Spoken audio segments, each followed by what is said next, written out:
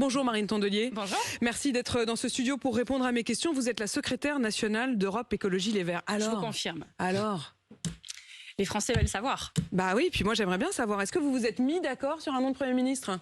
On avance, je dois le dire. Je dois dire aussi qu'on avance dans une atmosphère très constructive. C'est sérieux, c'est concentré.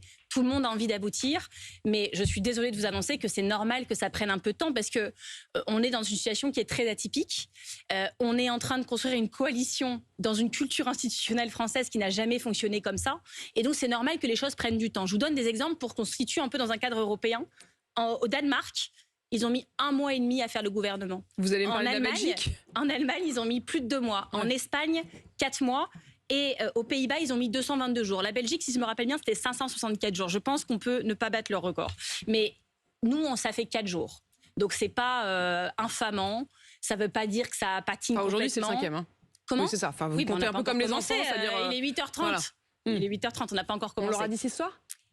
Moi, je ne participe pas au défilé des gens qui viennent vous donner des pronostics sur la date. J'en ai pas donné. Ça m'évite d'avoir à me dédire. Et la vérité, c'est que les gens ne savent pas. Celles et ceux qui viennent sur vos plateaux dire « je sais exactement comment ça va se passer, je sais exactement comment on va aboutir », c'est un peu du bluff, vous en rendez bien compte. Alors vous participez, vous, personnellement, à ces réunions. Il y en a une qui s'est terminée hier soir à 21h. Je ne crois pas qu'il y ait d'horaire prévu pour aujourd'hui. Si. Si, vous vous retrouvez à quelle heure? Je ne vais pas vous donner parce que sachez qu'on est quand même poursuivi par des motos qui veulent savoir où c'est pour nous attendre à la sortie, tout ça. Donc on essaye de préserver un cadre de tranquillité pour pouvoir être concentré et travailler sérieusement. Mais la réalité, c'est il y a le moment où on est dans la salle tous ensemble et ne pensez pas qu'au moment où on franchit la porte, ça arrête d'avancer. Et dans une négociation, déjà une négociation, c'est un rapport au temps. C'est des moments où on est tous dans la salle et où on met en commun nos avancées, nos réflexions, nos marges de manœuvre. Et puis il y a aussi des moments en dehors de la salle où on se voit en bilatéral, où on avance, où on consulte aussi.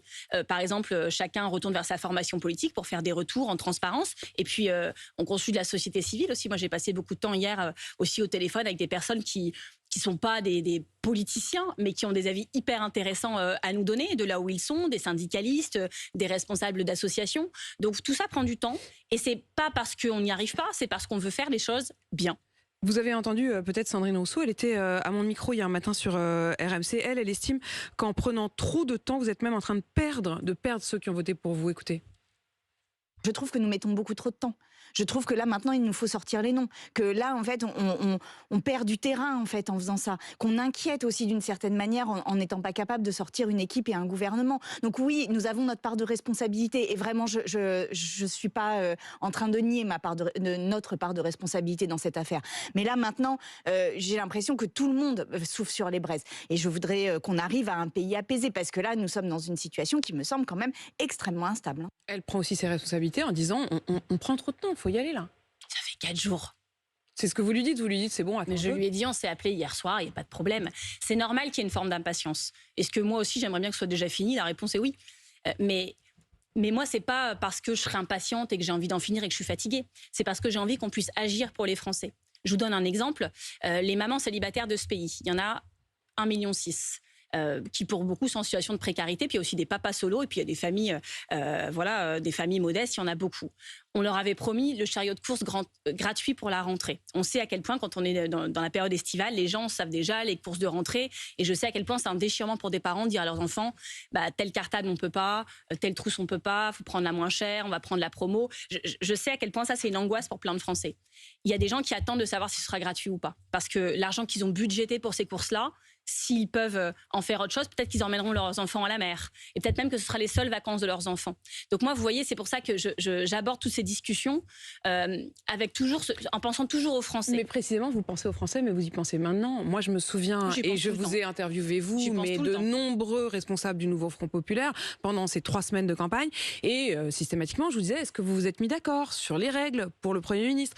Et les uns après les autres, vous me répondiez comme si cette question était saugrenue, qu'on mettait la charrue avant les bœufs, sauf que moi je disais mais vous n'avez pas même arrêté de méthode. Certains disaient on va voter, d'autres disaient ce sera un consensus, et à chaque fois vous me disiez mais non, il n'y a pas de problème, si on a gagné ça va marcher. Ça ne peut pas marcher si vous ne vous êtes pas mis d'accord sur la méthode. En fait, vous me posez des questions normales qui attendent des réponses normales, comme si on était dans une situation normale.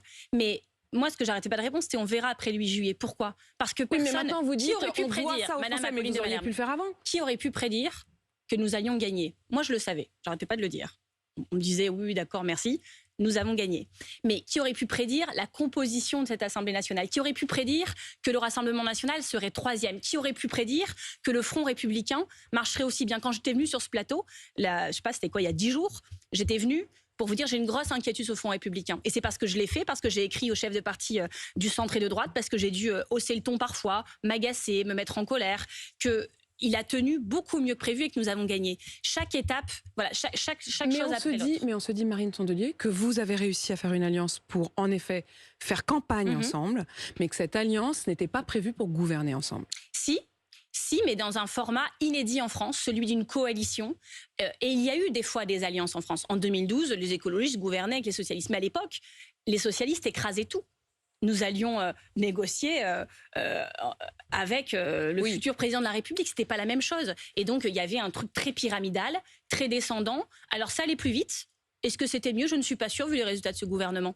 Je pense que c'est très important, avant de foncer tête baissée dans la mise en œuvre des politiques, de se mettre bien d'accord sur le fond, la forme, la méthode. Et sur certaines choses, c'était fait depuis longtemps.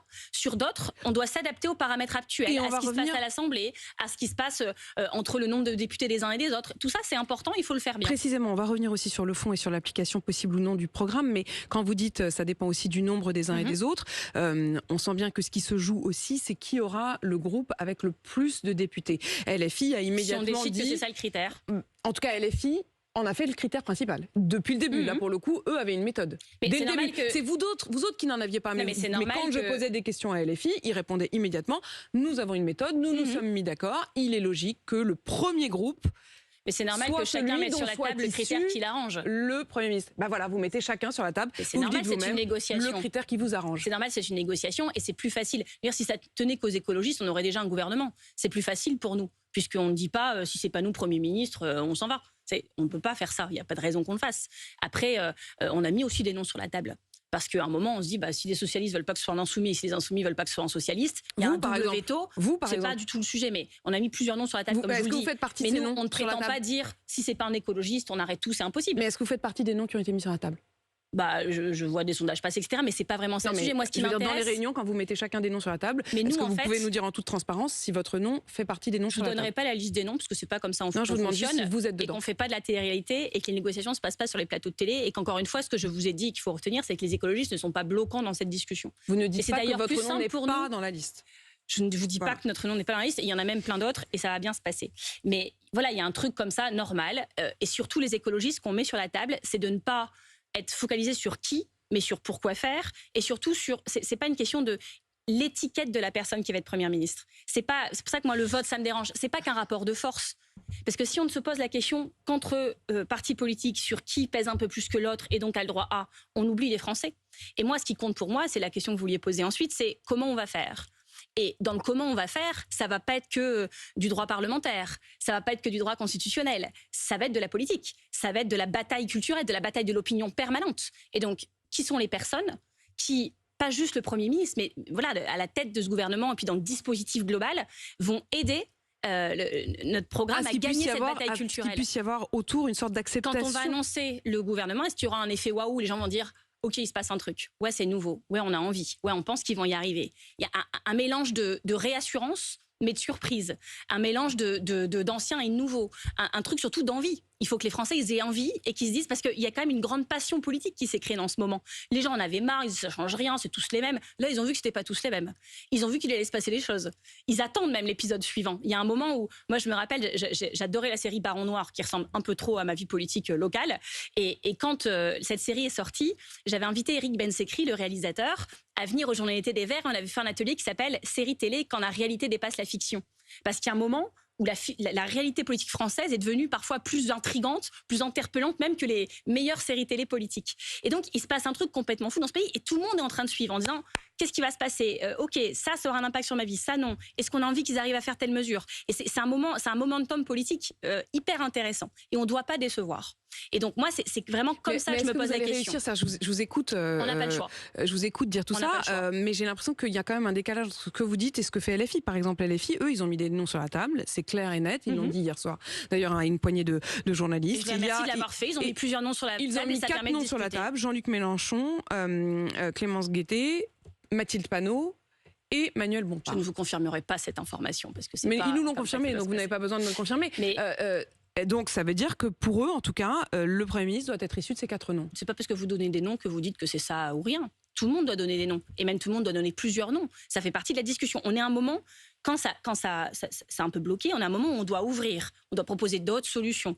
Et donc, il faut plusieurs noms insoumis, plusieurs noms socialistes, des noms communistes et écologistes peut-être. Et puis, il peut aussi y avoir des noms de gens qui ne sont pas dans des partis. Je ne vous dis pas que ce sera une meilleure solution, j'en sais rien. Mais à un moment, il faut ouvrir les possibles. Marine Tondelier, et choisir la meilleure solution. Je voudrais quand même essayer de comprendre de manière assez précise. Vous l'avez dit, pour vous, ce n'est pas forcément le premier groupe qui doit avoir... Ça peut pas être que du rapport de le force Premier ministre. interne aux forces tout politiques.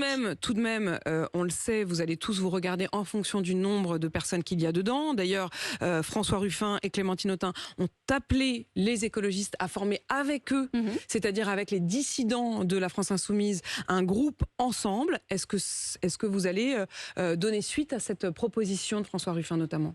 Il y a des échanges qui sont en cours avec François Ruffin, je vais vous dire, depuis plusieurs années. On a toujours travaillé ensemble, toujours très bien entendu avec lui. D'ailleurs, son élection avait été soutenue par les écologistes, la toute première en 2017. Pareil avec Clémentine Autain, pareil avec d'autres. Et donc oui, ça fait partie des solutions logiques, mais ça se passe à l'Assemblée nationale. Moi, je suis très respectueuse des rôles de chacun. Donc c'est Cyrielle Châtelain, notre présidente de groupe à l'Assemblée nationale, qui mais ce groupe pourrait voir le jour. Évidemment. Ensuite, le Parti socialiste et la France insoumise revendiquent tous les deux de pouvoir avoir le premier groupe. Le Parti socialiste dit attendez de voir la semaine prochaine, nous aurons potentiellement plus de députés dans notre groupe que LFI. Est-ce qu'en effet c'est un scénario possible ? Oui, mais vous voyez bien que c'est un critère que je peux entendre dans les... Moi j'avais mis d'autres critères sur la table, d'ailleurs dans votre émission il y a quelques jours. Ils mettent ce critère-là, j'entends, c'est un critère légitime. Sauf que si depuis 4 jours on met ce critère sur la table et qui discrimine rien parce que tout le monde se revendique d'être le plus gros groupe, bon bah on voit bien qu'il va peut-être falloir passer à d'autres on saura critères. Précisément. C'est-à-dire qu'en effet, au moment où on se parle, c'est encore flou, voyez, mais mardi prochain à l'Assemblée nationale, il y aura une liste précise et on pourra compter. Mais si un groupe qui pèse 2 fois plus que tous les autres réunis, alors c'est un critère évident, il n'y a pas d'autre solution, on ne se pose même pas la question. Ce que je veux dire, c'est que s'il y a 2 ou 3 de plus à LFI ou 2 ou 3 de plus au Parti socialiste... Le fait qu'il y ait arbitrage vidéo, qu'on se repasse le film, qu'on essaye de compter, de recompter, ça montre que ce n'est pas un critère évident. Et d'ailleurs, s'il était si évident que ça, il aurait déjà tranché la situation depuis longtemps. C'est pas gagné votre histoire. Mais c'est normal. Et par ailleurs, je le dis à vos téléspectateurs, que pour les rassurer un petit peu, c'est pas parce que sur la question du Premier ministre n'est pas encore tranchée, ou de la Première ministre, que rien n'avance. Nous avançons sur tout le reste, en responsabilité, avec de la hauteur, et je le dis, dans une ambiance... non seulement studieuse, mais conviviale. On n'est pas en train de se fâcher, on part pas en claquant les portes, on avance. Alors maintenant, imaginons que vous vous mettiez d'accord. Une fois que vous aurez ce nom, il se passe quoi ? Comment vous faites pour gouverner sans majorité ? Eh ben, on va faire des choses qu'on n'a jamais faites. Et je pense que ce climat, cette géopolitique de l'Assemblée nationale, va mettre chacun face à ses responsabilités. Parce qu'en fait, on peut nous dire... Moi, je pense qu'il faut que le nouveau Front populaire fasse preuve de beaucoup de modestie. C'est ce que je dis depuis dimanche soir, parce que les 5 minutes d'émotion de la victoire. Et on avait droit quand même à ces 5 minutes, vu que tous les bookmakers nous donnaient perdants et qu'on avait quand même beaucoup cravaché dans la dernière ligne droite. Donc voilà, on est face à cette situation-là de grande modestie. Mais le président de la République ne peut pas être dans le déni. Il est dans le déni aujourd'hui. On est là aujourd'hui au paroxysme du en même temps. C'est-à-dire qu'il nous sert le en même temps à toutes les sauces depuis 7 ans. Mais là, on a quand même un truc inédit. C'est il dit, tout le monde voit bien qu'on a gagné dimanche. Et lui, il dit oui, mais nous, on n'a pas tout à fait perdu. Pour reprendre les termes d'Emmanuel Macron lui-même, il est en train de faire ce que j'appellerais son Gaulois réfractaire. Vraiment. Et donc ça, en fait, c'est pas possible. Il est président de la République, il a dessiné une dissolution tout seul. Glucksmann et maintenant, il doit en assumer les conséquences. Raphaël Glucksmann lui-même a déclaré il y a quelques jours la gauche est dans le déni de réalité. Bah, c'est son avis, c'est pas le mien. Qui est dans le déni ? Bah, écoutez, Emmanuel Macron décide tout seul une dissolution, sans concerter personne. C'est d'ailleurs comme ça qu'il a toujours gouverné depuis 7 ans. Bon, personne lui a demandé, on s'exécute. Ça prend quand même 4 semaines à tout le monde. Ça prend du temps à tout le monde, cette affaire. C'est pas juste aller dissolution, voilà. Ça a des conséquences, c'est lourd. Il y a des résultats, il ne les accepte pas. Même Dominique de Villepin, qui n'est pas un gauchiste, qui a été Premier ministre, qui est un républicain, va à la télé en disant, écoutez, maintenant ça suffit. Il y a une force politique qui arrive en tête. C'est vers eux qu'on doit se tourner pour le nom du Premier ministre. Encore une fois, si vous allez effectivement à Matignon, je veux dire vous au sens quelqu'un issu du nouveau Front populaire, mais que vous vous retrouvez... Mais nous allons y aller, Madame de Malherbe. Mais que vous vous retrouvez 3 jours après avec une motion de censure, vous ferez quoi ? Est-ce que vous vous engagez, par exemple, à ne pas utiliser le 49.3 ? Moi, je pense qu'il ne faut pas l'utiliser.